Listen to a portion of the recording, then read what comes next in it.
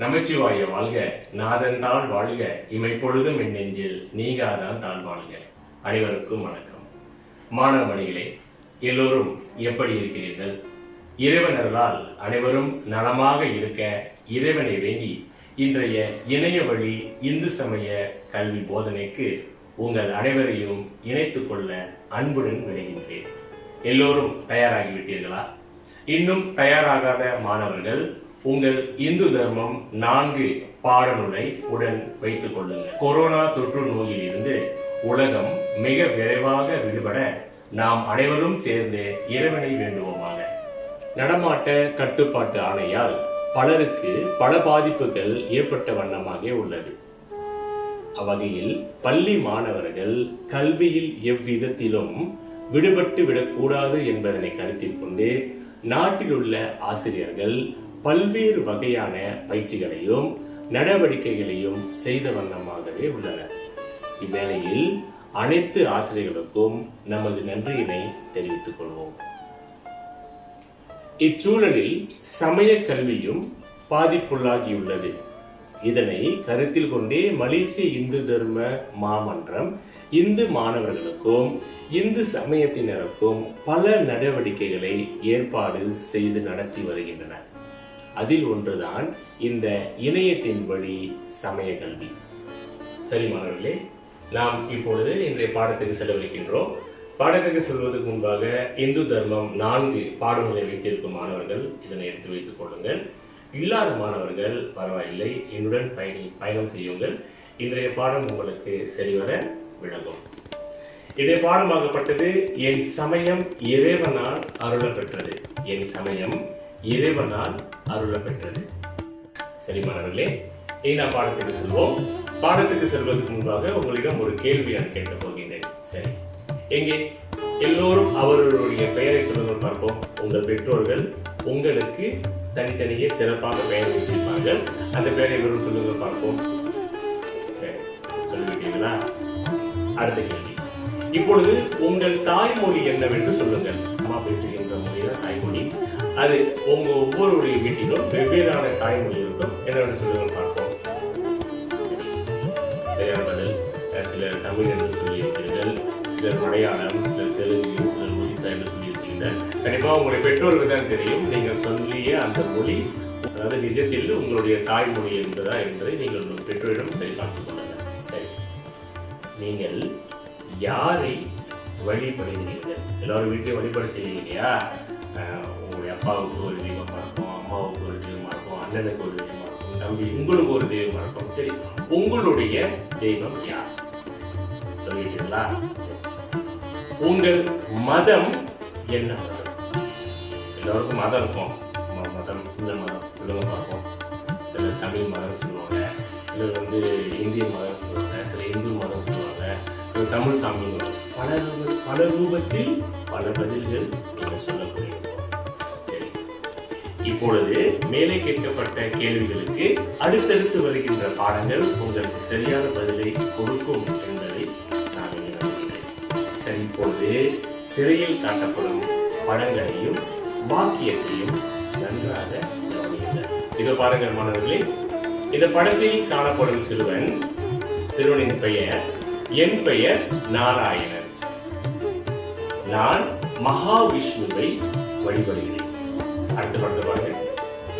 என் பெயர் தேவி.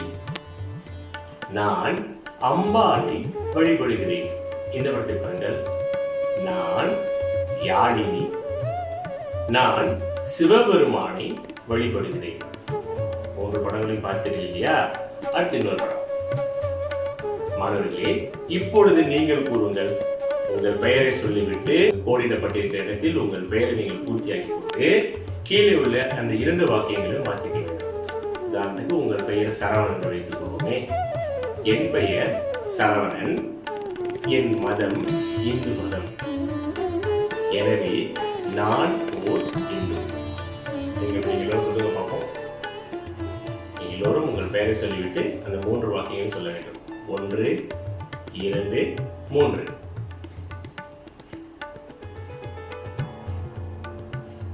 Very good. அனைவருக்கும் வாழ்த்துக்கள். தொடர்ந்து நாம் பாடத்தில் செல்ல இருக்கின்றோம்.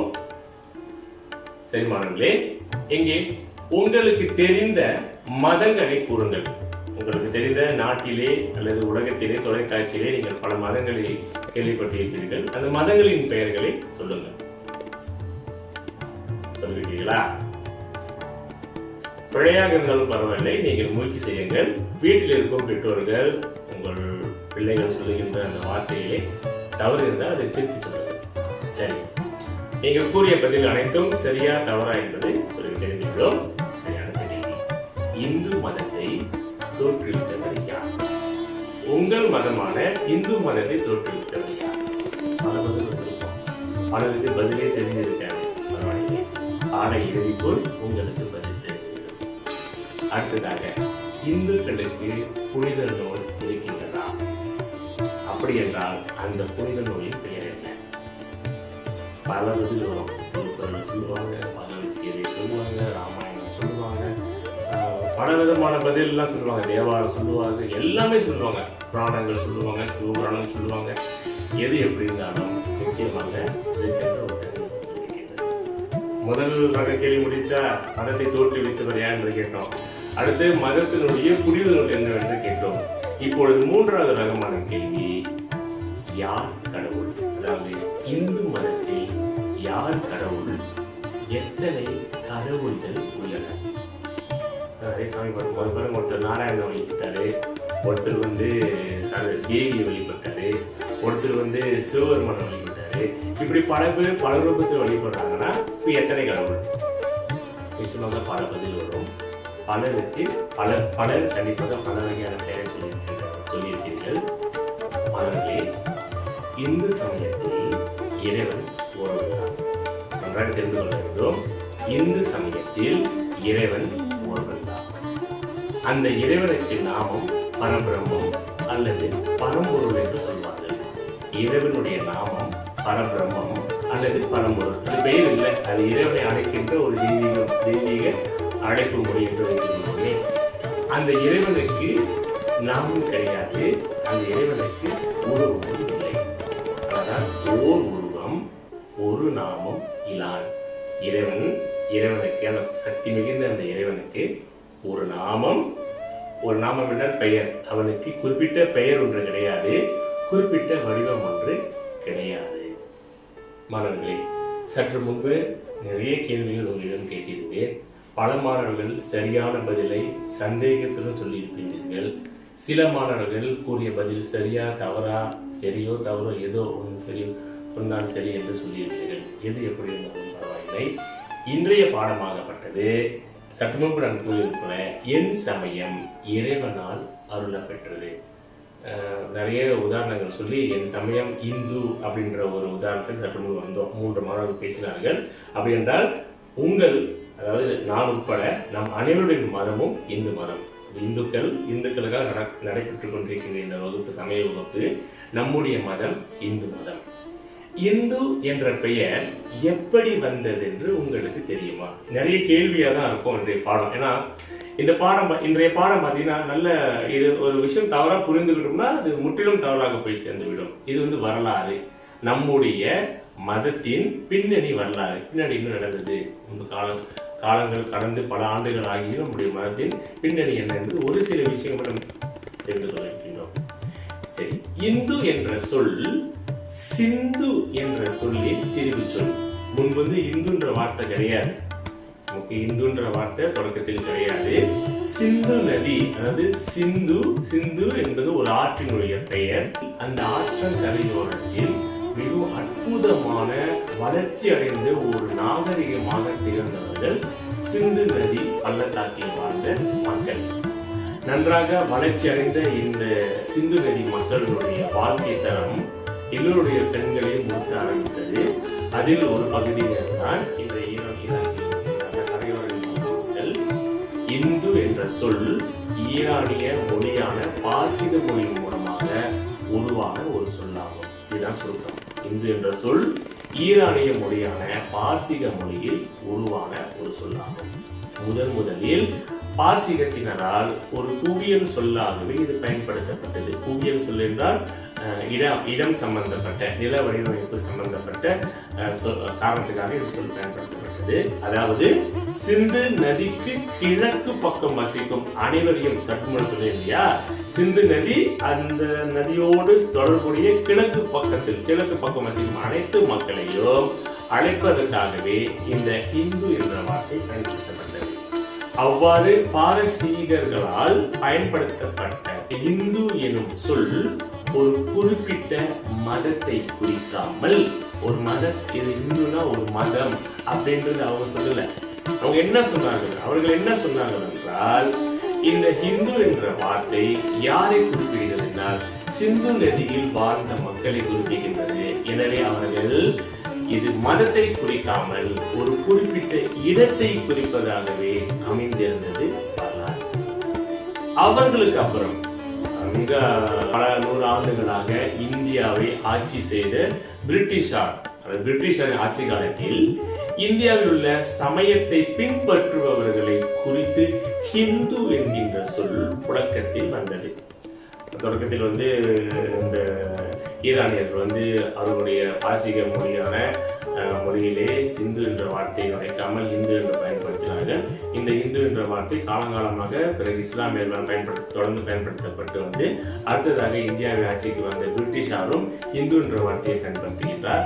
இவர் இந்து என்று எதற்காக பயன்படுத்தினார் என்றால், இந்தியாவில் உள்ள சமயத்தை பின்பற்றுபவர்களை குறிக்க எந்தெந்த சமயத்துல இந்தியாவில் பின்பற்றுறாங்களோ, இந்தியாவின் மூலமாக கொண்டு உருவாகிய மதங்கள் எல்லாம் இந்துக்கள் அப்படின்று அவர்கள் அந்த இந்து என்ற வார்த்தையை அவர்கள் பயன்படுத்தலாயினார்கள்.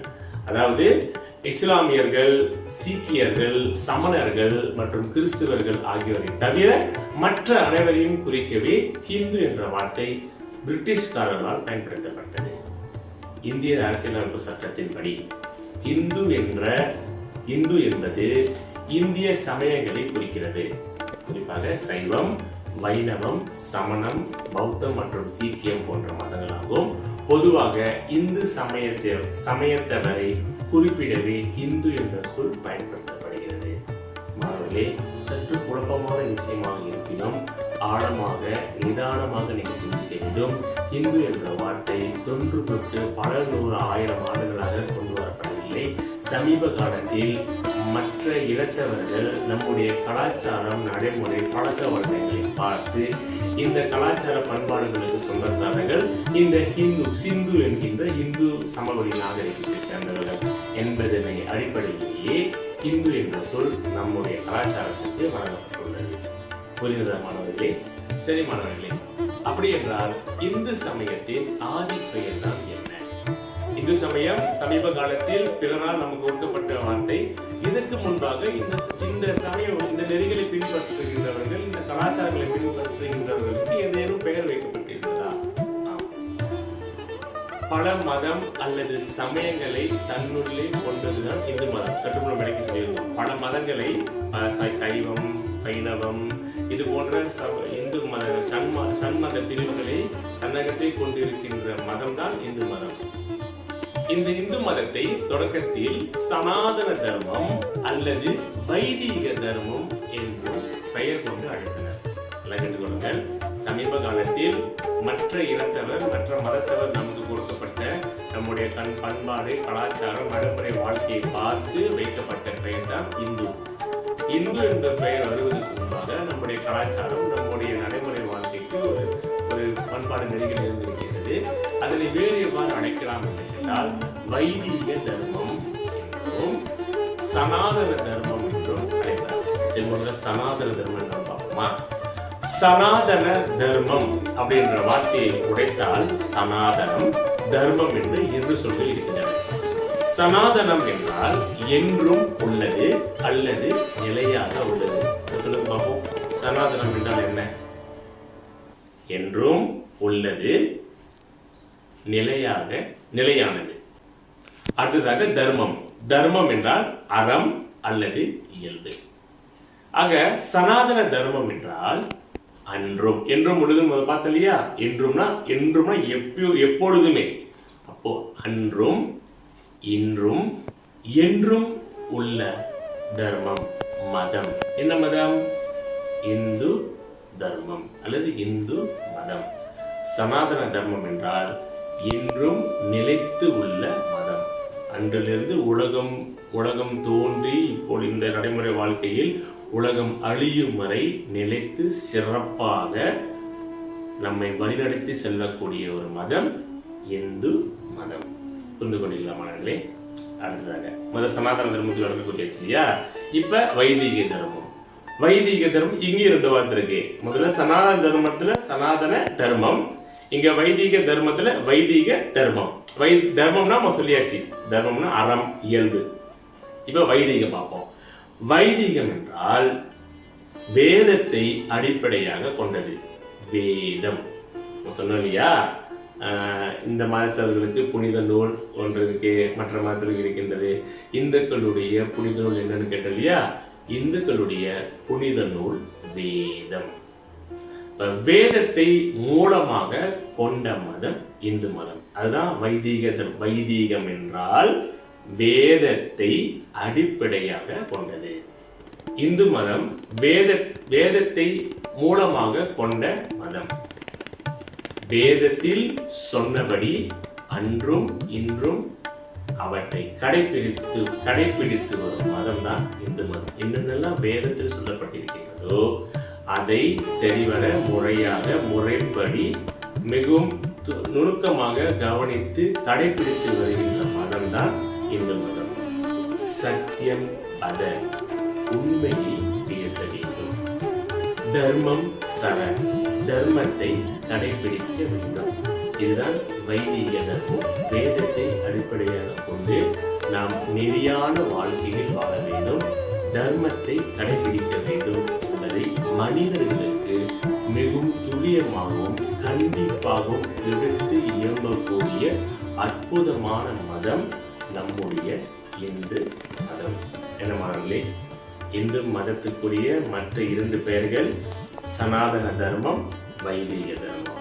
சனாதன தர்மம் என்றால் அன்றும் இன்றும் என்றும் உள்ள இந்து தர்மம். வைதிக தர்மம் என்றால் வேதத்தை அடிப்படையாக கொண்டு வேதத்தில் சொன்னபடி அன்றும் இன்றும் என்றும் அவற்றை கடைபிடித்து வரும் மதம். புரிந்து கொண்டீர்களா? சரி, அடுத்தது சொல்வோமா மாணவர்களே? சற்று முன்பு நான் கேட்டிருந்தேன் அல்லவா, இந்து மதத்தை தோற்றுவித்தவர் யார் என்று. இந்து மதத்தை தோற்றுவித்தவர் இறைவன். இறைவன் என்பது பரபிரம்மம். இந்த பிரபஞ்ச சக்தியின் மூலமாக இந்து மதத்தில் கூறப்பட்டிருக்கின்ற அத்தனை விஷயங்களும் நம்முடைய வேதத்தில் எழுதப்பட்டிருக்கின்றது. வேதம் யார் கொடுத்தது? இறைவன் கொடுத்தது. இறைவன் யார் வழியாக கொடுத்தார்? இறைவன் மகரிஷி வழியாக இந்து மத உண்மைகளை உணர்த்தினார். நல்லா கேட்டுக்கொள்ளணும். இறைவன் மகரிஷி வழியாக இந்து மத உண்மைகளை உணர்த்தினார். இறைவனால் உருவாக்கப்பட்ட மதத்தில் பிறந்த நாம் எப்பொழுதும் பெருமை கொள்ள வேண்டுமா இல்லையா? நீங்களே சொல்லுங்க மாணவர்களே. மற்றொரு விஷயத்தை உங்களோடு பகிர்ந்து கொள்ள ஆசைப்படுகின்றேன். உலகத்தில் தோன்றிய முதல் சமயம் நம்முடைய இந்து சமயம். உலகில் மிகவும் தொன்மையான அல்லது மிகவும் பழமையான சமயம் இந்து சமயம். இன்று ஏறக்குறைய 850 மில்லியன் இந்துக்களை கொண்டு உலகின் 3வது பெரிய சமயமாக நம்முடைய இந்து சமயம் திகழ்கின்றது. இது உங்களில் எத்தனை பேருக்கு தெரியும் என்று எனக்கு தெரியாது. ஆனால் நீங்கள் இந்துவாக பிறந்ததில் நிச்சயமாக பெருமை கொள்ள வேண்டும். மாணவர்களே, இந்து சமயத்தின் மூல நூல் வேதம் என்று நாம் சற்று முன்பு பார்த்தோம். அந்த வேதத்தை இறைவன் அருளினார் என்பதையும் பார்த்தோம். இறைவன் அருளிய அந்த வேதம் மகரிஷிகளின் மூலமாக பரப்பப்பட்டது. மகரிஷிகள் தவம் இயற்றியதால் அவர்களுக்கு பெரும் மாற்றங்கள் கிடைக்கப்பெற்றது. அதனால் இறைவன் அளித்த வேத மந்திரங்களை அனைத்தையும் உள்வாங்கி, அதாவது இந்த வேதத்தில் உள்ள மந்திரங்கள் எல்லாம் சுருதி என்றால் ஓசை வடிவாக இந்த பிரபஞ்சத்தில் மந்திர சுரூபமாக இருந்தன. இறைவன் அளித்த வேத மந்திரங்களை உள்வாங்கி தங்கள் மனதுக்குள்ளேயே அதை பதிய வைத்தனர். பதிய வைத்த பிறகு அதை வேதமாக்க, அதாவது இந்துக்களின் மூல நூலாக உருவெடுத்து கொடுத்தனர். கிடைக்கப்பட்ட அந்த மந்திர வசனங்களை, அந்த மந்திர ஸ்லோகங்களை மகரிஷிகள் தவம் இருந்து அதை மனதுக்குள்ளே பதிய வைத்து பிறகு என்ன செய்தார்கள் என்றால், அந்த வேத மந்திரங்களை ரிஷிகள் ஓத அதை சீடர்கள் உள்வாங்கி மனனம் செய்தனர். முதலிலையில் மகரிஷிகள் இறைவனுடைய மந்திரத்தை அவர்கள் மனதுக்குள் உணர்ந்து மனதுக்குள் பதிய வைத்து, பிறகு அது ரிஷிகள் ஓத சீடர்கள் உள்வாங்கி மனனம் செய்து அவர்களுடைய சீடர்களுக்கு வழி வழியாக தொன்று தொட்டு பரம்பரையாக வாழையடி வாழையாக என்று சொல்லிட்டு, அதுபோல அவர்கள் தன்னுடைய சீடர்களுக்கும் அவர்கள் அடுத்தடுத்து வருகின்ற தலைவர்களுக்கும் ஓதி இந்த வேத மந்திரங்கள் மக்கள் மத்தியில் பரவலாக பரப்பப்பட்டது. தொடர்ந்தாற் போல வேத வியாசர், இவர் தான் மகரிஷிகளும் ரொம்ப தலை சிறந்த ரிஷி. வேத வியாசர் மகரிஷிகளுள் இவர் தான் தலை சிறந்தவர். இந்த வேத மந்திரங்கள் எல்லாவற்றையும் தொகுத்து இவை யாகத்தையும் ஒன்றாக திரட்டி ரிக், யஜூர், சாம, அதர்வன எனும் 4 வேதங்களை தொகுத்து வழங்கினார். அதாவது வேத வியாசர் தான் மகரிஷிகளுக்கு தலை சிறந்தவர். இவர் தான் வேத மந்திரங்கள் எல்லாம் தொகுத்து அது 4ஆக பிரித்து இந்த 4 வேதங்களாக நம் கையிலே தவழ்கின்றன. இந்த வேதங்கள் இருக்கு இல்லையா, அந்த மகரிஷிகள் மூலம் கிடைக்கப்பட்ட வேதங்கள், இவை எல்லாம் இப்பொழுது 4 வேதமாக்கப்பட்டுவிட்டது இல்லையா. அது அடுத்ததாக என்ன செய்தார்கள் என்றால், நம்முடைய முனிவர்கள், நம்முடைய குருமார்கள் இந்த வேதமும் அதோட விளக்கங்களையும் குருகுல முறையில் போதித்தார்கள். இளமையில் வேதங்களை கற்பது சால சிறந்தது. இந்த நடைமுறை வாழ்க்கையில் நம்ம எல்லோருக்கும் இந்த வேதங்களை கற்பதற்கு வாய்ப்பு இல்லை என்றாலும் தேவார திருமுறைகள், மந்திர ஸ்லோகங்கள், இவருடைய மந்திரங்களை நாம் ஓடுவது சிறப்பாகும். இறைவனின் இந்த வேதம் ஆகப்பட்டது இரவின் மூச்சாக கருதப்படுகின்றது. இறைவனின் மூச்சான வேதத்தின் கருத்துக்களை வாழ்வில் கடைபிடிப்பதால் நாம் நற்பண்புகளை பெறுவோம். இந்துக்களாகிய நாம் சமய வகுப்பிலே கற்றுக் கொடுக்கப்படும் பாடங்கள், மந்திரங்கள், திருமுறைகள் இவையால் உள் உணர்ந்து பயபக்தியோடு சொல்லும் பொழுது நல்ல பண்புள்ள வாழ்க்கைக்கு செல்வதற்கான வழி இந்த போதனைகள் நமக்கு அமைத்து தருகின்றன. நம்முடைய மதம் இந்து தர்மம் தர்ம நெறியில் மனிதன் வாழ்வதற்கு கற்றுக் கொடுக்கின்றது. வேத மந்திரங்கள் இறைவனால் அருள் பெற்றது. நிச்சயமாக அவையும் அருள் பெற்ற மந்திரங்களாகவே திகழ்கின்றன. மாணவர்களே, இந்த 4 வேதங்கள் யாவன என்று நாம் சற்று முன்னர் பார்த்தோம். யாருக்கா ஞாபகம் இருக்கின்றதா? என்னென்ன வேதங்கள்? 4 வேதங்கள் சொல்லுங்கள் பார்ப்போம். சரி, 1, 2, 3, 4. ரிக் வேதம், யஜுர் வேதம், சாம வேதம், அதர்வன வேதம். இந்த 4 வேதங்களில் மிகவும் பழமையான தொன்மையான வேதமாக கருதப்படுவது ரிக் வேதம். 4220 ஆண்டுகளுக்கு முன் ரிக் வேதம் உருவாக்கப்பட்டிருக்கும் என்பதே ஒரு கணிப்பாகும்.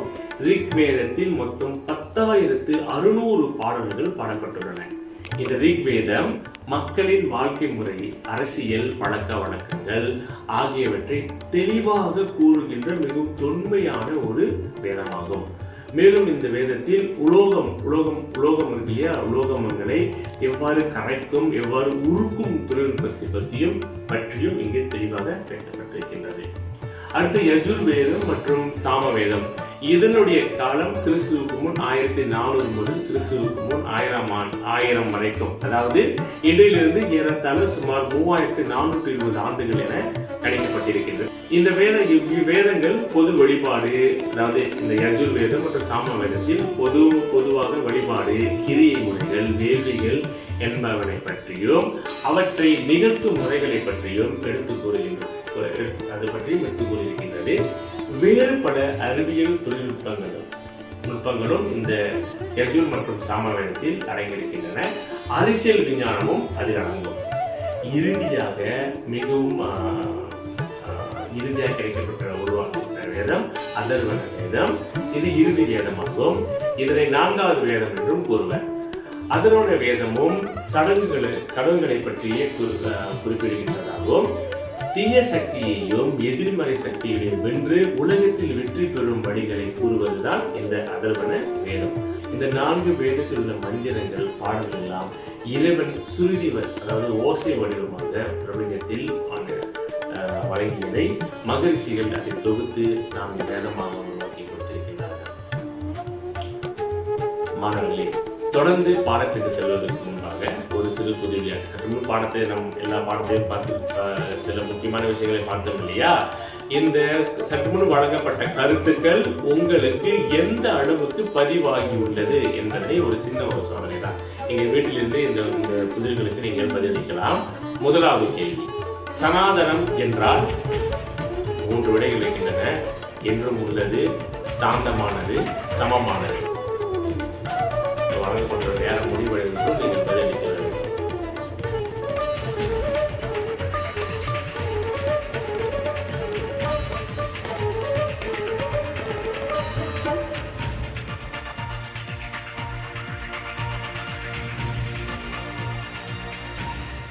நேரம் முடிவடைந்து விட்டது. பதில் என்னவென்று பார்ப்போம். சனாதனம் என்றால் என்றும் உள்ளது. சரியான விடை ஏ. சரியாக பதிலளித்த மாணவர்களுக்கு வாழ்த்துக்கள். அடுத்து 2வது கேள்வி, தர்மம் என்றால் ஏ அறம், பி பொருள், சி இன்பம்.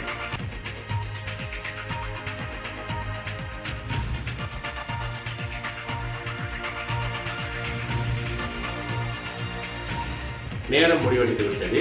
பதில் என்னவென்று பார்ப்போம். தர்மம் என்றால் அறம். சரியான விடை ஏ. ஏ என்பது மிகச் சரியான விடை. அடுத்த கேள்வி, வைதிகம் என்றால் ஏ தொன்மையானது, பி 4 வேதம், சி வேதத்தை அடிப்படையாக கொண்டது. வழங்கப்பட்டுள்ள நேரத்தில் பதிலளிக்க முயற்சி செய்யுங்கள்.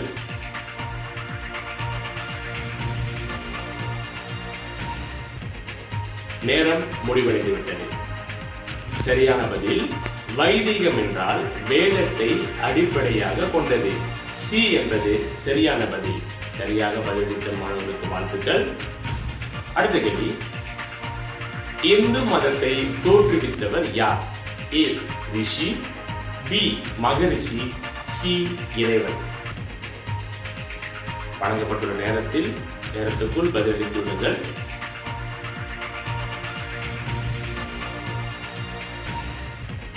உங்களுக்கு வழங்கப்பட்ட நேரம் முடிவடைந்து விட்டது. சரியான பதில் இந்து மதத்தை தோற்றுவித்தவர் இறைவன். சி என்பது சரியான பதில். அடுத்த கேள்வி, உலகில் மிக தொன்மையான அல்லது மிகவும் பழமையான சமயம் எது? ஏ இந்து, பி இஸ்லாம், சி பௌத்தம்.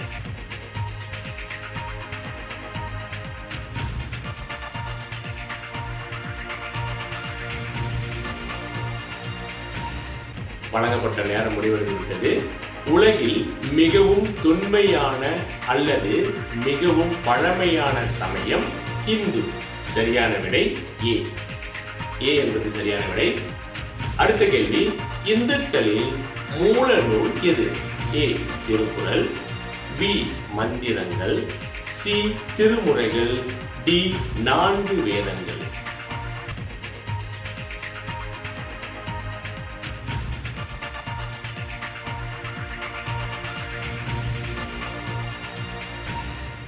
வழங்கப்பட்ட நேரம் முடிவடைந்துவிட்டது. பதிலை பார்ப்போம்.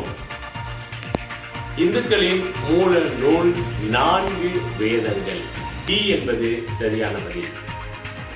அடுத்த கேள்வி, எது மிகவும் பழமையான வேதம்? எது மிகவும் பழமையான வேதம்? ஏ ரிக், பி யஜுர், சி சாம, டி அதர்வன.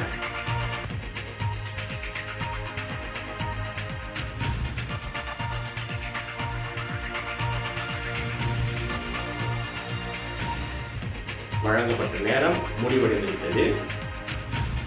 சரியான பதில் ரிக் வேதம் மிகவும் பழமையான வேதம். ஏ என்பது சரியான பதில். அனைத்து கேள்விகளுக்கும் சரியாக பதிலளித்த மாணவர்களுக்கு வாழ்த்துக்கள். சரியாக பதிலளிக்க இயலாத மாணவர்கள் கவலைப்பட வேண்டாம். நீங்கள் பிறகு நம்முடைய மாமன்றத்தின் முகநூலில் மற்றும் மாமன்றத்தின் யூடியூப் அலைவரிசையில் இன்றைக்கான பாடம் அங்கே நமக்காக பதிவு செய்யப்பட்டிருக்கும். மாணவர்கள் உங்களுடைய ஓய்வு நேரத்தில் நீங்கள் அந்த கேள்விகளை நீங்கள் சரி செய்து பார்க்கலாம். மாணவர்களே, அடுத்து நம்மை பலருக்கு பிடித்த கதை. இன்று நாம் பார்க்க இருக்கும் கதை நம்பி ஆண்டாள் நம்பி. திருநாரையூர் என்ற ஊரில் பொல்லாப்பிள்ளையாருக்கு அந்த ஆலயத்தில் பூஜை ஒவ்வொரு நாளும் விநாயகர் பெருமானுக்கு பூஜை செய்து கொண்டு வந்திருந்தார். அவருக்கு ஒரு மகன், அவருடைய பெயர் நம்பி. தினமும் அந்த பூசாரி சொல்லுவோமே, அந்த அடியார் பூஜைக்கு பிறகு இறைவனுக்கு படைத்த பிரசாதங்களை நம்பிக்கு கொண்டு வந்து கொடுப்பார். நம்பி அதை சந்தோஷமாக எடுத்து மகிழ்வார். இப்படியே காலம் சென்று கொண்டிருக்கும் பொழுது ஒரு நாள் தந்தை, அந்த பூசாரி இருக்கார் இல்லையா, தந்தை ஒரு வெளியூருக்கு செல்ல வேண்டிய சூழல் ஏற்படுகின்றது. எனவே இறைவனுக்கு பொல்லாப்பிள்ளையாருக்கு பூஜை செய்ய வேண்டும். பிள்ளையாருக்கு பூஜை செய்வதற்காக தன்னுடைய பிள்ளையிடம் அந்த வேலையினை அவர் கொடுக்கின்றார். அது நம்பி அப்பா வெளியூர் சென்ற பிறகு பொல்லாப்பிள்ளையாருக்கு பூஜை செய்கின்றார். பிள்ளையாருக்கு அப்பா செய்வது போல் எல்லா விஷயமும் செய்து பிரசாதம், அதாவது நைவேத்தியமும் வைக்கின்றார். பூஜைகள்லாம் முடிந்து பார்க்கும் பொழுது பிள்ளையாருக்கு வைத்த நைவேத்தியம் அப்படியே, நைவேத்தியம் என்றால் இறைவனுக்கு படைக்கின்ற உணவு, நைவேத்தியம் என்று சொல்லுவோம். நைவேத்தியம் அப்படியே இருக்கின்றது. நம்பி அதை பார்த்தவுடன் விநாயகரிடம் புலம்ப ஆரம்பித்து விட்டார். என்ன விநாயகர் பெருமானே, இன்று நான் வைத்த திருவமுதில் நீங்கள் தயவுசெய்து இந்த நைவேத்தியத்தை திருவமுது செய்யுங்கள் என்று பிரார்த்தனை செய்யும். அப்படியே மனம் முழுக்கி பிரார்த்தனை செய்யறார். நம்ம சாமி வச்சு பிரார்த்தனை பண்றோமா, சாமி இறைவன் சாப்பிட்றாங்களோ இல்லையோ, நம்ம அடுத்த கிழமை நாம வந்து சாப்பிடணும் இல்லையா? ஆனால் நம்பி அப்படி செய்யல. என்ன செய்தார் அப்படின்னா, இறைவனுக்கு படைத்த அந்த நெய்வேத்தியம் காத்திருக்கிறார். விநாயகருக்கு சாப்பிடுவாரு, விநாயகர் திருவமுது கொள்வாரு, சாப்பிடாரு. சாப்பிடாம இருக்கிறத பார்த்து மனம் கஷ்டப்பட்டு வேண்டுறாரு, இறைவா வந்து என்னுடைய நான் வைத்த இந்த பிரசாதத்தை நெய்வேத்தியத்தை எடுத்து எனக்கு புரியுங்க, ஏன் நீங்க சாப்பிட மாட்டீங்க அப்படின்னு புலம்ப ஆரம்பிச்சுட்டாரு. அது தப்பு செய்தா எனக்கு மன்னிச்சிருங்க இறைவா, என்னால் முடியல, எனக்கு மனசு ரொம்ப சங்கடமா இருக்கு, நீங்க சாப்பிடாம போயிட்டாக்க ரொம்ப கவலையா ரொம்ப புலம்ப ஆரம்பித்து விட்டார். அப்போ இவ்வளோ பேசி பார்த்தும் விநாயகர் இருந்து வரதில்லை, உணவு உண்ட போதில்லை. சரி, நீ வர மாட்டீங்களா, அதெல்லாம் பரவாயில்ல, நான் மனம் வருந்தி, என் மனம் சரியில்லை, நான் என் உயிரை தலையில முட்டிக்கு வருது, மோதி தலையை மோத போறேன். மன வருத்தோட தலையை கொண்டு கல் மேல போடும்போது நம்பி பொறு அப்படின்ற ஒரு அசரீர் ஒளி, நம்பி பொறு, நைவேத்தியம் என்று அந்த பொருள், அந்த பொரு என்ற வார்த்தை கேட்டவுடன் பார்த்தால் விநாயகர் பெருமான் அங்கே நம்பியின் முன் தோற்றமளித்து நம்பி படைத்த அந்த நைவேத்தியம் முழுவதையும் திருவாமது கொண்டு அவருக்கு காட்சி கொடுக்கின்றார். அன்று முதல் பிள்ளையார் நம்பிகளுக்கு குருவாக தோற்றமளித்து சகல கலைகளையும் ஓதுவித்து இவரை புலமையடைந்த ஒரு முனிவராக உருவாகின்றார். அந்த நம்பி அவர்களே ராஜராஜ சோழனுடன் சேர்ந்து தில்லையிலே புதையோன் இருந்த நம்முடைய தேவார திருவாசம் திருமுறைகளை எல்லாம் வெளியுலகத்துக்கு கொண்டு வந்து நமக்கு திருமுறையாக நாம் இன்று பாடிக்கொண்டிருக்கிறோம் அல்லவா? இதை அரசருடன் சேர்ந்து, ராஜராஜனுடன் சேர்ந்து நம்பிகள் தான் இந்த சேவையை செய்தார். இதோ நாம் இப்பொழுது அந்த கதையின் ஒரு பகுதியை மட்டும் காட்சியாக இப்போது காண வைக்கின்றோம். ஒரு பகுதியை மட்டும் பாருங்கள். மிகவும் பயனுள்ள இந்த காட்சியினை மனதில் நிறுத்திக் கொள்ளுங்க. என்னப்பா, இன்னைக்கு நீயே பிள்ளையாருக்கு பூஜை பண்ணி நெய்வேத்தியம் பண்ணிரும். நிஜமாவா? நிஜமா தாண்டா. இந்தா. அப்ப சரி, நான் போயிட்டு வரேன். இதே எடுத்துக்க, போயிட்டு வா. ஐயா, இன்னைக்கும் பிள்ளையாரு எங்க கையால தான் சாப்பிட போறாரு.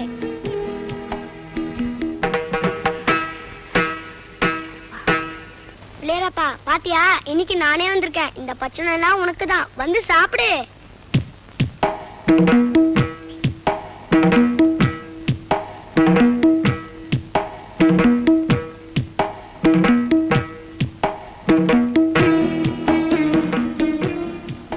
தெரியுமா, எங்க அப்பாவே இன்னைக்கு உனக்கு பூஜை பண்ண சொல்லி அமிச்சாரு. நேரமா இருக்கு, வந்து சாப்பிடு. என்ன நீ, நான் கூப்பிட்டுட்டே இருக்கேன், நீ பாட்டுக்கு பேசாம இருக்க. வந்து சாப்பிடு பிள்ளையாரப்பா. பிள்ளையாரப்பா, ஏன் வர மாட்டேங்கிற? நேத்து வந்து சாப்பிட்டு போனல, அதே மாதிரி இன்னைக்கும் வாயேன். இப்ப நீ வரல, நான் நேத்து மாதிரி முட்டிப்பேன்.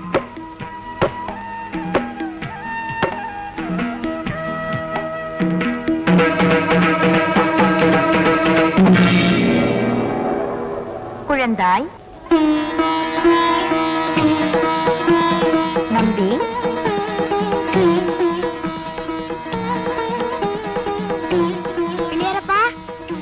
வேண்டும்? பிள்ளையாரப்பா வந்துட்டியா? நீ எங்க வர மாட்டியோ நினைச்சேன். நேத்து நடந்த விஷயம் உனக்கு தெரியுமா? இந்த பச்சனத்தெல்லாம் சாப்பிட்டல, யாருமே நம்பல. அப்பா என்னை அடி அடின்னு அடிச்சாரு. என்னை அடிக்கிறச்ச நீ வந்து தடுத்துருக்கலாம்ல. சாப்பிடுது நீ, அடி வாங்குறது நானா? சரி சரி வந்து சாப்பிடு, நீ ரொம்ப பசியோட இருப்ப. நம்பி, இனி உன்னை யாரும் சந்தேகப்பட மாட்டார்கள், அடிக்க மாட்டார்கள். அப்ப சரி நீ சாப்பிடு. ஏன், நீயும் என்னுடன் சாப்பிடக் கூடாதா? எனக்கு இதெல்லாம் வேண்டாம். உனக்கு வேறு என்னதான் வேண்டும்? எனக்கு புத்தி வேணும். எல்லாருமே நீ மக்கு மண்டுன்னு சொல்றா. உன்னை எல்லாருமே ஞான விநாயகர்னு சொல்றாங்களே, எனக்கும் கொஞ்சம் ஞானத்தை தாங்க. அவ்வாறே ஆகட்டும். நம்பி, வேதாகமங்கள் அனைத்தையும் நீ ஓதாமலே உணர்வாயாக. எம்மை பற்றியும் எந்தை ஈசனை பற்றியும் நீ பாடும் பாடல்கள் சைவ உலகில் நிலையாக நின்று நிலவட்டும்.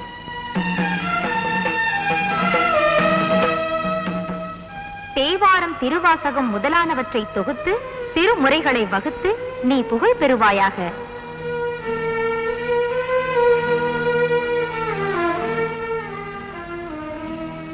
தமிழ் உள்ளவரை உன் புகழ் நிலைக்கட்டும்.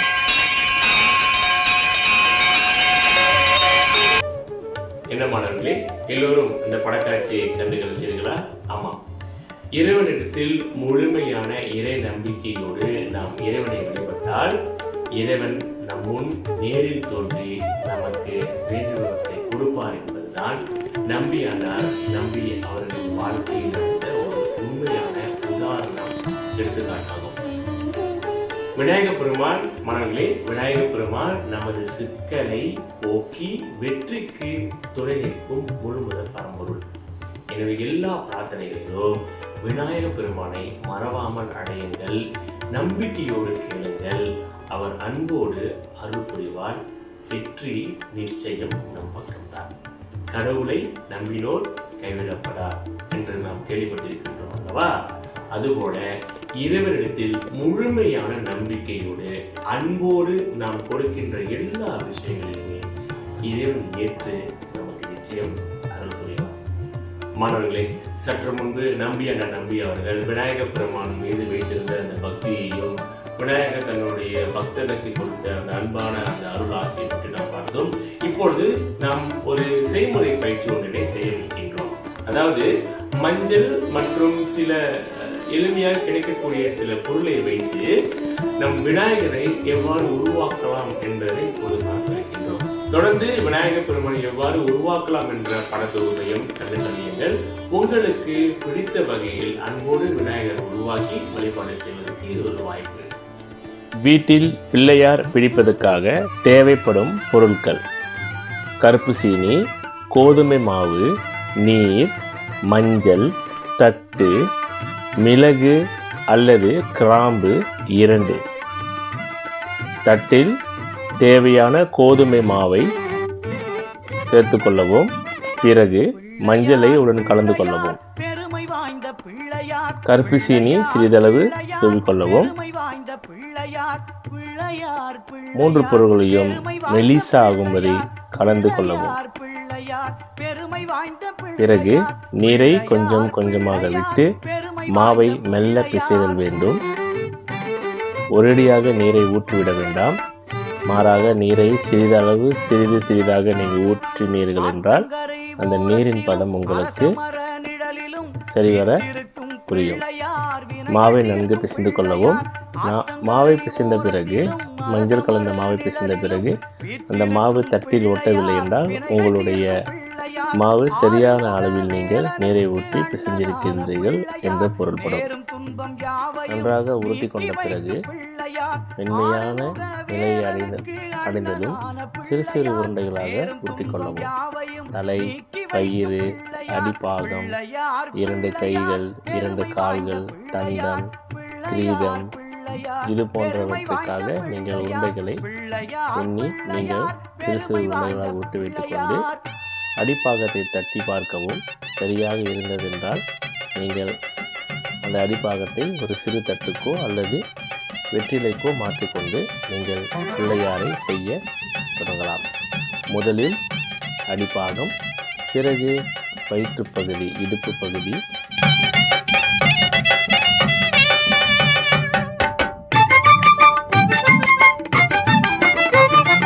மஞ்சளிலே செய்யினும் மண்ணினாலே செய்யினும் ஐந்தெழுத்து மந்திரத்தை நெஞ்சில் நாட்டும் பிள்ளையார். மஞ்சளிலே செய்யினும் கைகள் மண்ணினாலே செய்யினும் நீங்க 4 கை வைக்கலாம், 2 கை வைக்கலாம். அது உங்களுடைய அது உங்களை பொறுத்தது. பிறகு விநாயகருக்கு சிறிதாக மஞ்சளை உருட்டி காது 2 காதுகளை வைத்துக் கொள்ளவும். முதலில் செய்யும் பொழுது பதற்றமாக இருக்கலாம். பழகிவிட்டால் உங்களுக்கு அது சுலபமாக அமைந்துவிடும். விநாயகரின் உருவத்தை நீங்கள் உங்களுடைய விருப்பத்துக்கு ஏற்ற நீங்கள் அமைத்துக் கொள்ளலாம். இப்பொழுது தலையில் கிரீடம் வைப்பது போன்று சிறு சிறு வட்டங்களாக தட்டி நீங்கள் மேடை அடுக்கி கொள்ள வேண்டும். இப்பொழுது தந்தம், மணிக்கும் தும்பிக்கை, ஒவ்வொரு பாகமும் உடலில் சரியாக ஒட்டிக்கொள்ள வேண்டும் என்றால் நீங்கள் தண்ணீரை சிறிது கையில் நினைத்துக் கொண்டு நீங்கள் செய்யலாம். பிறகு சிறு குச்சி, அதனை கொண்டு நீங்கள் விநாயகப் பெருமானுக்கு உருவத்தில் வரி வடிவங்கள் நீங்கள் கொடுக்கலாம். இப்பொழுது கண் இருக்கும் இடத்தில் நாம் விலகி வைக்கின்றோம். உங்களிடம் கிராம்பு இருந்தால் நீங்கள் அதிகம் வைக்கலாம். இது சிறு குச்சியை கொண்டு புருவம், நெற்றி, தந்தத்தில் வரிகோடு, கை கால் விரல்கள், காதில் வரிகோடு போன்றவற்றை நீங்கள் வரைந்து கொண்டு சிறு உருண்டை ஒன்றை உருட்டி மோதகம் போல் விநாயகப் பெருமானின் கையில் வைக்கலாம். அவள் கடலை சுண்டலும் அரிசி கொழுக்கட்டையும் கவலையின்றி தின்னுவார், கண்ணை மூடி தூங்குவார். அவள் விருப்பத்துக்கு ஏற்றவாறு விநாயகப் பெருமானை நீங்கள் கவலையின்றி தின்னுவார், இப்பொழுது திருநீரு, சந்தனம், குங்குமம் வைத்துக் கொள்ளலாம். வேண்டிய அனுதினமும் எலியின் மீதில் ஏறியே இஷ்டம் போல உங்களுடைய ரசனைக்கு ஏற்றவாறு விநாயகரை, ஒரு அழகான விநாயகரை அமைத்து நீங்கள் வழிபாடு செய்வதற்கு பயன்படுத்தலாம். போல சுற்றுவார் பிள்ளையார் பிள்ளையார் பெருமை வாய்ந்த பிள்ளையார் பிள்ளையார் பிள்ளையார் பெருமை வாய்ந்த. அடுத்ததாக விநாயகர் செய்ய இயலாதவர்கள் மஞ்சளிலே மஞ்சள் பொடி வைத்து நீங்கள் மஞ்சள் பிடித்து வைப்பென்று சொல்வார்களவா, அதை கொண்டு நீங்கள் செய்யலாம். இப்போ நம் மீதம் இந்த மஞ்சள் இருந்ததனால் நம்ம அதை செய்து காட்டுகின்றோம்.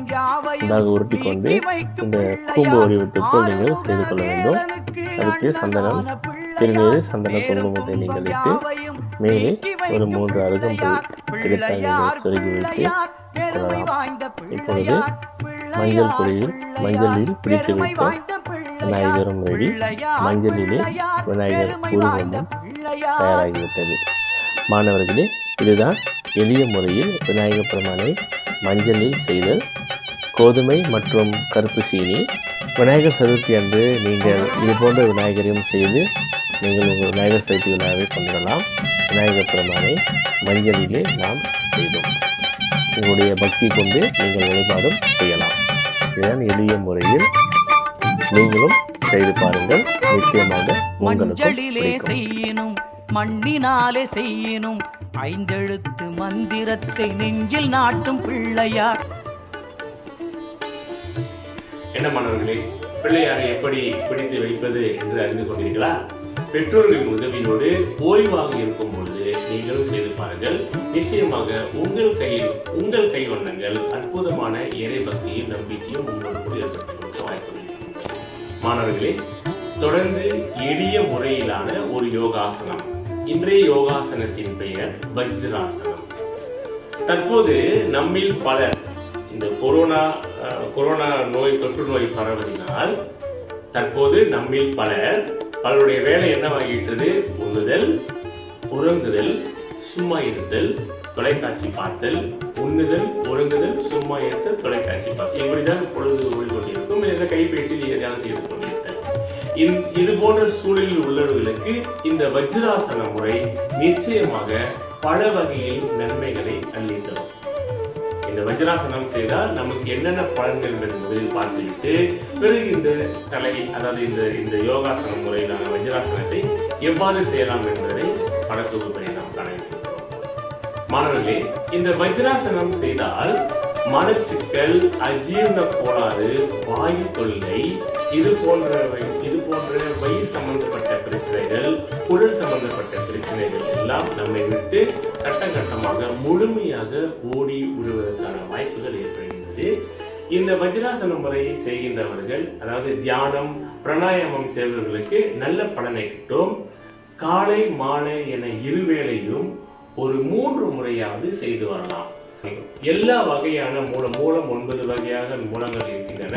இதில் எல்லா வகையான மூல நோய்களுக்கும் இந்த வஜ்ராசனம் ஏற்புடையது.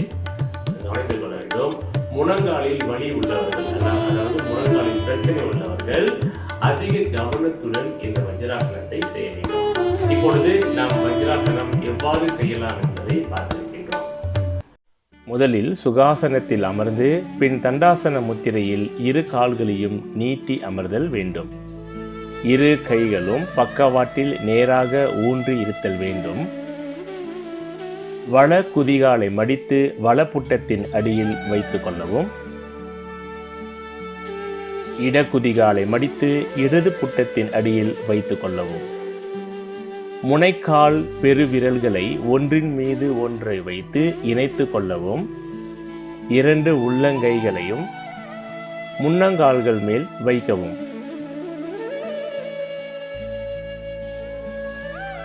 முதுகுதண்டு நேராக இருக்க வேண்டும். கண்களை மூடியவாறு 5 முறை இயல்பான மூச்சை இழுத்து மெல்ல வெளியிட வேண்டும். மூச்சினை அமைதியாக கவனிக்கவும். பிறகு மீண்டும் மெல்ல தண்டாசன முத்திரைக்கு திரும்பவும்.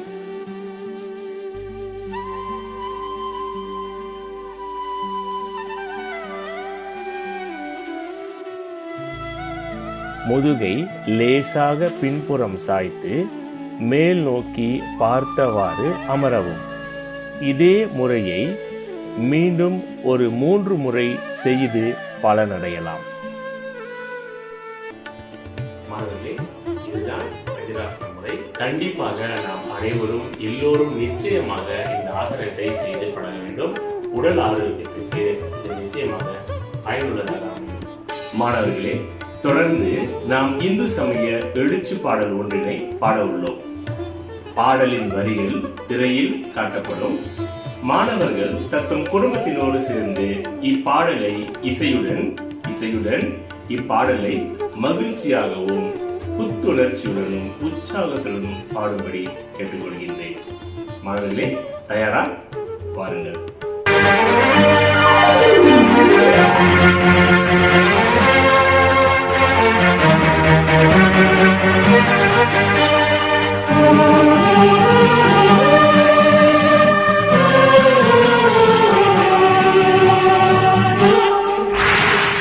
எங்கள் மதமிது, எங்கள் தர்மம், இந்து சமயமிது, உன்னத சமயமிது.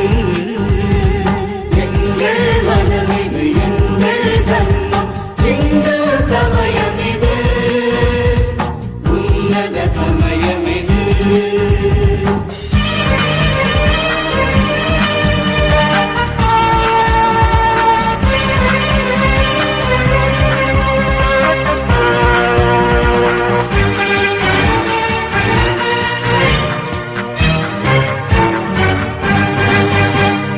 யுகயுகமாய் இச்சமயத்தில் வளர்ந்தோம், பல்வகை வளத்தை இங்கு குவித்தோம்.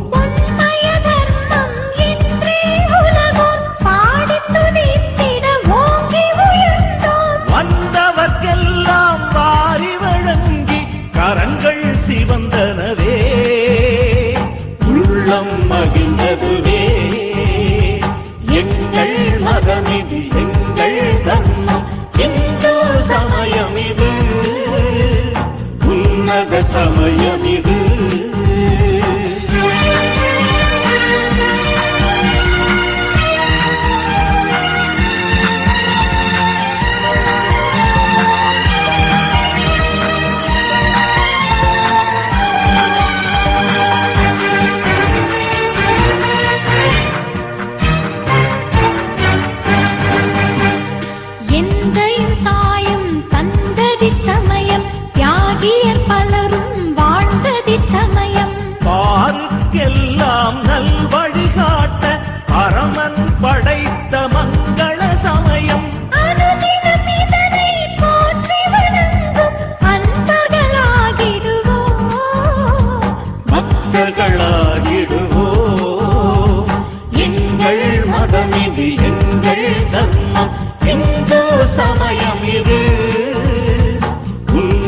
சமயம் இது.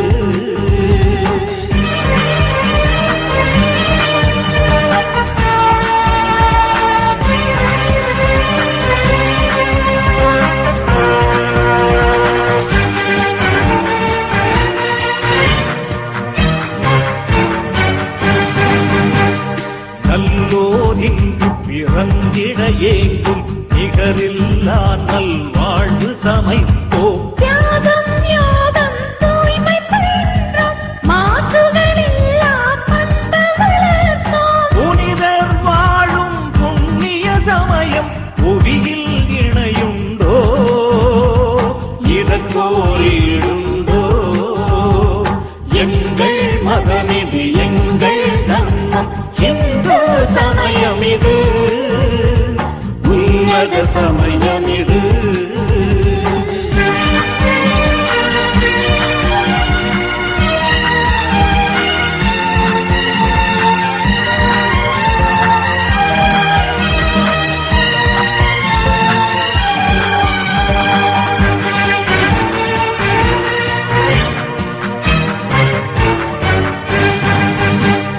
வேதத்தை ஓதி மெய்ப்பொருள் அடைவோம், வாய்மை உணர்த்தி மேன்மையை காண்போம். இறைவன் நாமம் நெஞ்சில் வாழும், செய்தொழில் எல்லாம் வழிபாடாகும். மக்கள் துயரம் துன்பத் துடைக்கும், தொண்டுகள் செய்திடுவோம்.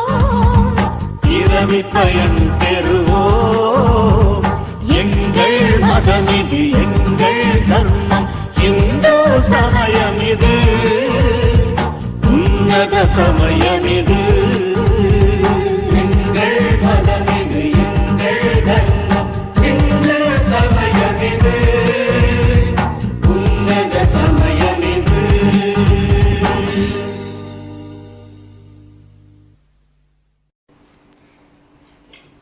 மாணவர்களே, நாம் பாடத்தின் இறுதிக்கு வந்துவிட்டோம். இதோ நீங்கள் ஆவலோடு காத்திருக்கும் விளையாட்டாட்டம். இன்று நாம் காந்திஜி, நேதாஜி, சுவாமிஜி என்ற விளையாட்டை விளையாட உள்ளோம். இந்த விளையாட்டை பற்றி இன்னும் அறிந்திடாத மாணவர்கள் இதோ இந்த படச்சுருளை பாருங்கள். எல்லாருக்கும் வணக்கம். எல்லாரும் எப்படி இருக்கீங்க? சரி, இன்னைக்கு நம்ம ஒரு சிம்பிளான இண்டோர் கேம்ஸ் சொல்லிக் கொடுக்க போறோம். இந்த கேம்ஸ் நீங்க உங்க ஃபேமிலி கூட, உங்க சிப்ளிங்ஸ் கூட, இல்லைன்னா உங்க ஃப்ரெண்ட்ஸ் கூட விளையாடலாம். இந்த கேம்ஸ் நீங்க ஃப்ரீயா இருக்கும் போது, இல்லைன்னா எதுவுமே வேலை இல்லைன்னா நீங்க இந்த கேம்ஸ் விளையாடலாம். சரி, ரொம்ப என்ஜாயா இருக்கும் நீங்க. ஓகே, இந்த கேம்ஸ் விளையாடுறவனுக்கு நீங்க எல்லாரும் மண்டல நிற்கணும். மண்டல்னா என்னன்னா வட்டமா நிற்கணும். வட்டமா நின்று இந்த கேம்ஸை விளையாடணும். சரியா? இப்போ நம்ம கேம்ஸ் எப்படி விளையாடுறதுன்னு பார்ப்போம். அனைவருக்கும் வணக்கம். ஓகே, இந்த கேமோட பேர் என்னன்னா காந்திஜி, நேதாஜி, சுவாமிஜி. ஸோ நான் அந்த வார்த்தை சொல்லும் போது நீங்க அந்த ஆக்ஷன் பண்ணணும். ஓகே, ஃபார் எக்ஸாம்பிள் காந்திஜி சொல்லும் போது நீங்க இந்த மாதிரி செய்யணும், நேதாஜி இந்த மாதிரி, சுவாமிஜி. Okay, very simple. நான் திருப்பி சொல்றேன், காந்திஜி, நேதாஜி, சுவாமிஜி, நேதாஜி, சுவாமிஜி, காந்திஜி, சுவாமிஜி, நேதாஜி. Very simple. இந்த கேமோட பெனிஃபிட்ஸ் என்னன்னா, நம்ம மைண்ட் இன்னும் ஃபோக்கஸா இருக்கணும். ஃபார் எக்ஸாம்பிள் நான் ஒரு வார்த்தை சொல்லும் போது நீங்க அந்த வார்த்தை நீங்க ஃபோக்கஸ் பண்ணணும். அப்பதான் இந்த கேம் நல்லா விளையாட முடியும். ஓகே, அப்புறம் இவங்க என்ன சொல்றாங்களோ அதை நீங்க செய்யணும். இவங்க என்ன செய்யறாங்களோ அதை நீங்க செய்யக்கூடாது. மறுபடியும் இவங்க என்ன சொல்றாங்களோ அதை நீங்க செய்யணும். ஆனா இவங்க என்ன செய்யறாங்களோ அதை நீங்க செய்யக்கூடாது. சரியா? ஸ்டார்ட் பண்ணலாமா? ஓகே, காந்திஜி, நேதாஜி, சுவாமிஜி, சுவாமிஜி, காந்திஜி, நேதாஜி, நேதாஜி, சுவாமிஜி, நேதாஜி. பாத்தீங்களா? இதான் நான் சொல்லும் போது அந்த வார்த்தை நீங்க ஃபோக்கஸ் பண்ணணும். அப்பதான் நீங்க நல்லா விளையாட முடியும். ஓகே, சரி மாணவர்களே, வாருங்கள் எல்லோரும் வீட்டில் இருந்தவாறே இவ்விளையாட்டை விளையாடுவோம். தனிநபராகவோ அல்லது குழுவினராகவோ நீங்கள் விளையாடலாம். விளையாடுவதற்கு தயாராகுங்கள். என்ன மாணவர்களே, எல்லோரும் தயாராகி விட்டீர்களா? சற்று முன்பு நீங்கள் படக்காட்சியில் கண்டதை போல் தான் இப்போது விளையாட போகின்றோம். உங்களுக்கு ஒரு நேரம் கொடுக்கிறேன். நேதாஜி என்றால் நேதாஜி, சுவாமிஜி காந்திஜி. நான் செய்வதை நீங்க செய்யக்கூடாது, நான் சொல்வதை தான் நீங்கள் செய்ய வேண்டும். தவறாக செய்கின்ற மாணவர்களுக்கு இப்போது தண்டனை கேள்விகள் கேட்கப்படும், நீங்கள் சரியான பதிலை வேண்டும். சரி, தயாராகிவிட்டீர்களா? எல்லாரும் தயாராகிட்டீங்களா? தயந்து கொடுங்கள். நீங்கள் தனியாக இருக்கலாம் அல்லது குழுவினராக இருக்கலாம், இருவராக இருக்கலாம், பிரச்சனை இல்லை. சரியா? காந்திஜி, நேதாஜி, சுவாமிஜி. காந்திஜி, நேதாஜி. யார் சரியா செய்தது? சரியா செய்தவர்கள் வாழ்த்துகள். தவறு செய்தவர்களுக்கு இப்பொழுது முதல் கேள்வி. யார் தவறு செய்தீங்களா? தவறு செய்தவர்கள் மட்டும் முன்னுக்கோங்க. முதலாவது கேள்வி, இந்து மதத்தை தோற்றுவித்தவர் யார்? நீங்க பதில் சொன்னா தான் நீங்க அந்த வருஷத்துக்கு பார்க்க முடியும். பதில் சொல்லிட்டு நீங்க போயிடலாம். பதில் சொல்லவில்லை என்றால் செய்யுங்கள். சரி, இந்து மதத்தை தோற்றுவித்தவர் இறைவன். சரியாக பதில் கூறியவர்களுக்கு வாழ்த்துக்கள். தவறாக கூறியிருந்தால் நீங்க மீண்டும் மீள்பார்வை செய்ய வேண்டியிருக்கும். அடுத்தது ஆரம்பிக்கலாம். சொல்றேன். காந்திஜி, நான் இப்போ செய்ய மாட்டேன், நான் சொல்லுகின்றேன், நீங்க செய்யுங்கள். காந்திஜி, நேதாஜி, சுவாமிஜி. சுவாமிஜி, காந்திஜி, நேதாஜி. நேதாஜி, சுவாமிஜி, காந்திஜி. விரைவாக சொல்ல போகிறேன். காந்திஜி, நேதாஜி, சுவாமிஜி. சுவாமிஜி, காந்திஜி, நேதாஜி. நேதாஜி, நேதாஜி. நிச்சயமாக இங்கே தவறு ஏற்பட்டிருக்கும். யார் தவறு செய்திருக்கிறோ நீங்கள் மட்டும் முன்னில்லுங்கள். உங்களுக்கான கேள்வி, சனாதனம் என்றால் என்ன? சனாதனம் என்றால் என்ன? சனாதனம் என்றால் என்ன? சனாதனம் என்றால் என்றும் நிலையானது. இந்தியா வருமா? நேதாஜி, காந்திஜி, சுவாமிஜி. சுவாமிஜி, காந்திஜி, நேதாஜி. நேதாஜி, காந்திஜி, சுவாமிஜி. சுவாமிஜி, காந்திஜி. இங்க சுவாமிஜிலே நீங்கள் தவறு ஏற்பட்டிருக்கோம். நான் செய்வதை நீங்கள் செய்யக்கூடாது, கேட்டு நீங்க செய்ய வேண்டும். தவறாக செய்தவர்கள் உங்களுக்கு தண்டனையாக ஒரு கேள்வி. நம்பி ஆண்டார் நம்பிக்கு அருள் கொடுத்த விநாயகர் யார்? நம்பி ஆண்டார் நம்பிக்கு அருள் கொடுத்த விநாயகர் யார்? சரியான பதில் பொல்லா பிள்ளையார். ஆமாங்களே, இந்த விளையாட்டை இவ்வாறுதான் நீங்க விளையாட வேண்டும். ஓய்வாக இருக்கும் பொழுது இந்த நடமாட்ட கட்டுப்பாட்டு ஆணையில் இந்த காலகட்டத்தில் உங்கள் வீட்டில் என்ன செய்வது சரியாக ஒரு சூழல் இருக்கும் பொழுது உங்கள் வீட்டில் இருக்கிற குழந்தைகள் பங்கு தம்பி அல்லது பெற்றோர்கள் அழைத்து நீங்கள் இந்த விளையாட்டை விளையாடி பார்க்கலாம். இது விளையாட்டை நீங்கள் வேறு விதத்தில் கையாண்டு உங்கள் குடும்ப சூழல் பெற்றவாறு மகிழ்ச்சியான ஒரு சூழல் விளையாடுவதற்கான நிலையை நீங்கள் அமைத்துக் கொள்ளலாம். என்ன மாணவர்களே, விளையாட்டு உங்களுக்கு பிடித்திருக்கிறதா? நிச்சயமாக இன்றைய கற்கப்பட்ட பாடங்கள் அனைத்தும் உங்களுக்கு தெளிவான புரிதல் பார்க்கின்றேன்.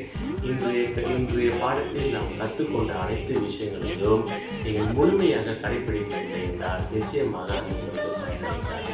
முழுமையாக நீங்கள் கடைபிடிக்க வேண்டும் என்றால் கடைபிடிப்பதற்கு முயற்சி செய்ய வேண்டும். சரி, எல்லாம் என்ன கற்றுக்கொண்டோம்? ஒரு முறை வாருங்கள், ஒரு மேலோட்டமாக பார்த்துக்கொள்வோம்.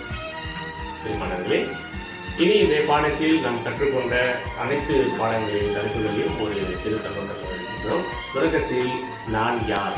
நான் ஒரு இந்து, என் மதம் இந்து மதம். என் இந்து மதம் மிகவும் பழமையானது, மிகவும் தொன்மையானது. என்னுடைய இந்து மதத்தை இறைவன் தோற்றுவித்தார், அல்லது என்னுடைய இந்து மதம் இறைவனால் தோற்றுவிக்கப்பட்டது. என்னுடைய இந்து மதத்தின் அடிப்படை நூல் வேதம். இந்த வேதம் நான்கு வகையாக பிரிக்கப்பட்டிருக்கிறது. ரிக் வேதம், யஜுர்வேதம், சாமவேதம், அதர்வண வேதம். 4 வகையான வேதம். பிறகு நாம் அடியார் ஒருவரை பற்றி நாம் பார்த்தோம். நம்பியாண்டார் நம்பி. இவர் பொல்லாப்பிள்ளையார் வழிபட்டு பொல்லாப்பிள்ளையார் குருவாக, நம்பியார் நம்பிக்கை பொல்லாப்பிள்ளையார் குருவாக அமைந்து சகலக்கலையும் கற்றுக் கொடுத்து இன்று நாம் போதுகின்ற தேவார திருவாசகங்கள் தில்லையிலே பூட்டி வைக்கப்பட்டிருந்த அறையிலிருந்து வெளிப்படுத்தி உலகத்துக்கு கொடுத்தவர் இந்த நம்பியாண்டார் நம்பியார். அடுத்ததாக விநாயகர் பெருமானை அஞ்சலிலே எவ்வாறு உருவாக்கலாம் என்பதை பற்றி தெரிந்து கொண்டோம். ஆரோக்கியத்திற்கு வழியாக வஜ்ராசனம், எவ்வாறு வஜ்ராசனம் செய்ய வேண்டும், மனசுக்கள் நம்முடைய மூலம், அஜீரணம், உணவு செரிமானம் இல்லாத நிலையை கட்டுப்படுத்துவதற்கு சரிப்படுத்துவதற்காக இந்த வஜ்ராசனம் நமக்கு பெரும் துணையாக இருக்கிறது. நாம் பார்த்தோம். இறுதியாக காந்திஜி, நேதாஜி, சுவாமிஜி என்ற விளையாட்டினை விளையாண்டோம். ஆக மாணவர்களே, இன்று கற்றுக்கொண்ட அனைத்து பாடங்களும் நிச்சயமாக நம்முடைய வாழ்க்கைக்கு நாம் ஒரு இந்துவாக இருப்பதை நாம் பெருமை கொள்வதற்கான பல கூறுகள் இன்று உங்களுக்கு போதிக்கப்பட்டது. நினைவு கொண்டு பாருங்கள். நீங்கள் இந்துவாக பிறந்ததை நினைவு கொண்டு பாருங்கள். நிச்சயமாக நான் ஒரு ஹிந்து, நான் இந்துவாக பிறந்ததில் பெருமை கொள்கின்றேன். என் மதம் என்னால் உருவாக்கப்பட்ட மதம், என் மதம் மிகச்சிறந்த மதம் என்பதை நீங்கள் பதிவாக்கிக் கொள்ள வேண்டும். பதிவாக்கிக் கொண்டு நாம் இந்துவாக வாழ்வதற்கு பல வழிகள், நாம் இந்துவாக சிறந்த ஒரு இந்துவாக வாழ்வதற்கு நாட்டில் பல நிகழ்வுகள் ஏற்பாடு செய்து கொண்டிருக்கிறார்கள். முடிந்த அளவில் மாணவர்கள் கலந்து கொண்டு இந்து மதத்தினுடைய சிறப்பையும் அதனுடைய மகத்துவத்தையும் உணர்ந்து நல்ல இந்துவாக, சிறப்பான இந்துவாக பிறந்தோம், சிறந்த ஒரு இந்துவாக வாழ்வோம், சிறந்த ஒரு இந்துவாகவே நாம் நம்முடைய இந்து காலத்தை முடிப்போம் என்று கூறி விடைபெற்று கொள்கின்றேன். நன்றி, வணக்கம். திருச்சிற்றம்பலம். உலகெல்லாம் உணர்ந்து ஓதற்கு அறியவன் நிலவுலாவிய நீர்மணி வேணியன் அழகில் சோதியன் அம்பலத்தாழ்வான் மன சிலம்படி வாழ்த்தி வணங்குவான். திருச்சிற்றம்பலம். சமயமே